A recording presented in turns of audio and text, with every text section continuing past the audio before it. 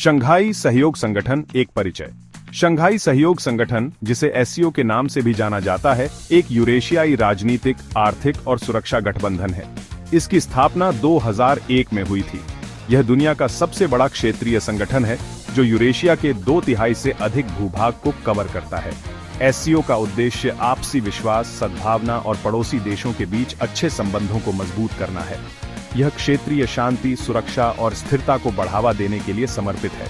SCO आतंकवाद, अलगाववाद और उग्रवाद जैसी 3 बुराइयों से निपटने के लिए एक मंच प्रदान करता है।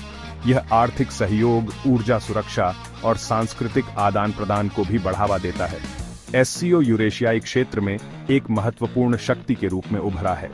यह एक बहुध्रुवीय विश्व व्यवस्था के निर्माण में महत्वपूर्ण भूमिका निभा रहा है। शंघाई 5 से एससीओ तक उत्पत्ति और विकास। एससीओ की उत्पत्ति 1996 में शंघाई 5 के गठन से हुई थी। इसमें चीन, कजाकिस्तान, किर्गिस्तान, रूस और ताजिकिस्तान शामिल थे। शंघाई 5 का उद्देश्य सोवियत संघ के पतन के बाद मध्य एशिया में सीमा विवादों को सुलझाना था।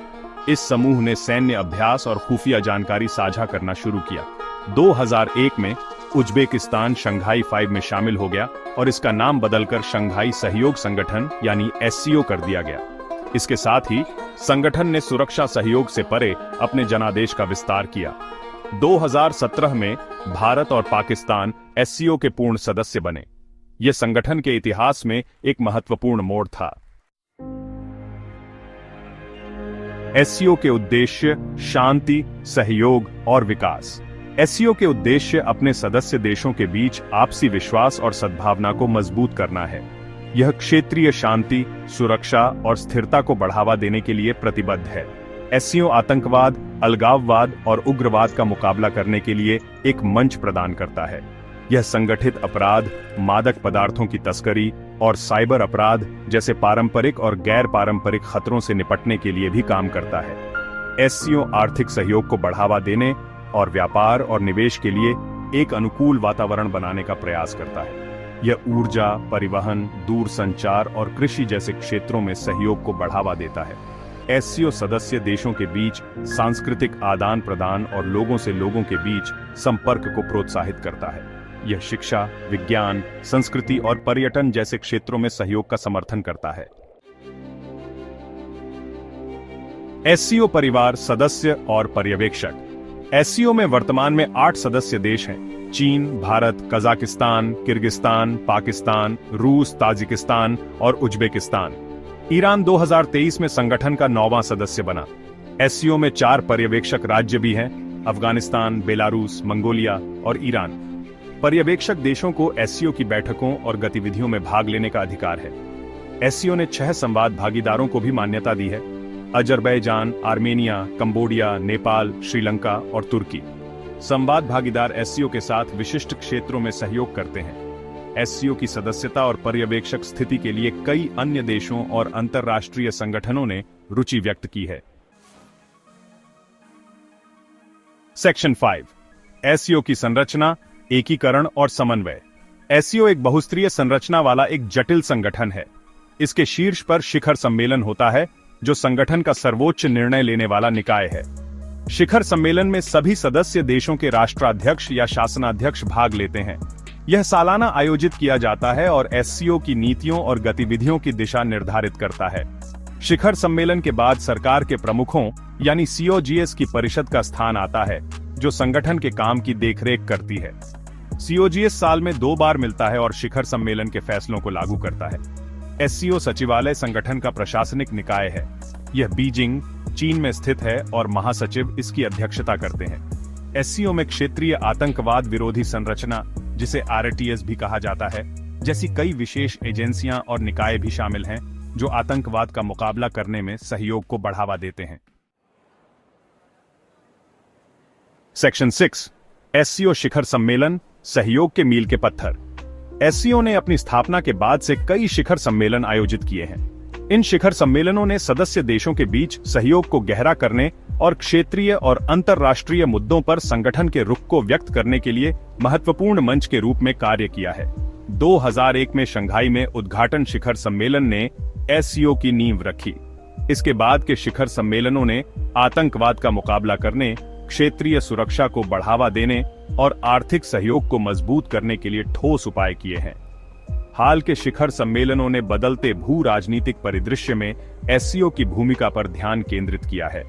उन्होंने उभरती चुनौतियों जैसे उग्रवाद, अलगाववाद और अंतर्राष्ट्रीय आतंकवाद के प्रति एक एकीकृत दृष्टिकोण की आवश्यकता पर जोर दिया है। शिखर सम्मेलनों ने एससीओ को अपने उद्देश्यों को प्राप्त करने और एक अधिक शांतिपूर्ण, स्थिर और समृद्ध यूरेशियन क्षेत्र के लिए प्रयास करने के लिए एक महत्वपूर्ण तंत्र के रूप में कार्य किया है। सेक्शन 7, भारत और एससीओ एक रणनीतिक साझेदारी। भारत 2017 में एससीओ का पूर्ण सदस्य बना। भारत की सदस्यता को यूरेशिया में अपनी रणनीतिक स्वायत्तता को बढ़ाने और क्षेत्रीय सुरक्षा और आर्थिक सहयोग को आकार देने में अधिक महत्वपूर्ण भूमिका निभाने के अवसर के रूप में देखा जाता है। एससीओ भारत को आतंकवाद, उग्रवाद और मादक पदार्थों की तस्करी जैसी पारंपरिक और गैर पारंपरिक सुरक्षा चुनौतियों का मुकाबला करने के लिए एक मंच प्रदान करता है। यह संगठन को खुफिया जानकारी साझा करने, संयुक्त अभ्यास करने और आतंकवाद विरोधी क्षमताओं को बढ़ाने में सक्षम बनाता है। एससीओ भारत को ऊर्जा, परिवहन, व्यापार और निवेश जैसे क्षेत्रों में आर्थिक सहयोग को आगे बढ़ाने के अवसर भी प्रदान करता है। यह मध्य एशिया और यूरेशिया के व्यापक क्षेत्र के साथ संपर्क बढ़ाने में मदद करता है। एससीओ सदस्य देशों के साथ भारत की सांस्कृतिक और ऐतिहासिक संबंध हैं। एससीओ के माध्यम से सांस्कृतिक आदान प्रदान और लोगों से लोगों के बीच संपर्क को बढ़ावा देने से इन संबंधों को और मजबूत करने की क्षमता है। सेक्शन 8, एससीओ के सामने चुनौतियां, जटिलता और प्रतिस्पर्धा। अपनी बढ़ती प्रमुखता के बावजूद एससीओ को अपने उद्देश्यों को प्राप्त करने और अपनी पूरी क्षमता हासिल करने के लिए कई चुनौतियों का सामना करना पड़ता है। इन चुनौतियों में शामिल है: पहला, भू राजनीतिक प्रतिस्पर्धा। एससीओ के भीतर महाशक्तियों के हित अक्सर टकराते हैं, जिससे निर्णय लेने और कार्यान्वयन में जटिलताएं पैदा होती हैं। दूसरा, क्षेत्रीय अस्थिरता। अफगानिस्तान में चल रहा संघर्ष और मध्य एशिया में उग्रवाद का खतरा एससीओ की सुरक्षा और स्थिरता के लिए गंभीर चुनौतियां पेश करता है। तीसरा, आर्थिक असमानता। एससीओ सदस्य देशों के बीच आर्थिक विकास के स्तर में व्यापक अंतर है। यह अंतर व्यापार और निवेश को प्रभावित कर सकता है और तनाव पैदा कर सकता है। चौथा, सदस्य देशों के अलग अलग हित। एससीओ के सदस्य देशों के विविध हित और प्राथमिकताएं हैं। इन अलग अलग हितों के कारण आम सहमति बनाने और सामूहिक कार्रवाई करने में कठिनाई हो सकती है। पांचवां, बाहरी हस्तक्षेप। एससीओ को पश्चिमी देशों और अन्य बाहरी ताकतों से संदेह और प्रतिरोध का सामना करना पड़ता है, जो इसे अपने हितों के लिए एक चुनौती के रूप में देखते हैं। सेक्शन 9, निष्कर्ष। यूरेशिया में एससीओ का उदय। शंघाई सहयोग संगठन एससीओ ने अपनी स्थापना के बाद से एक लंबा सफर तय किया है। यह यूरेशियाई क्षेत्र में एक प्रमुख अंतर्राष्ट्रीय संगठन के रूप में उभरा है। एससीओ क्षेत्रीय सुरक्षा, आर्थिक सहयोग और सांस्कृतिक आदान प्रदान को बढ़ावा देने के लिए एक महत्वपूर्ण मंच प्रदान करता है।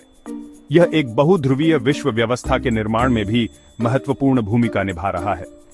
जबकि एससीओ को आगे बढ़ने के लिए कई चुनौतियों का सामना करना पड़ता है, इसकी सफलता की क्षमता बहुत बड़ी है। यदि एससीओ अपनी चुनौतियों का समाधान कर सकता है और अपनी विविधता का लाभ उठा सकता है, तो यह क्षेत्रीय एकीकरण और वैश्विक शासन में महत्वपूर्ण योगदान दे सकता है।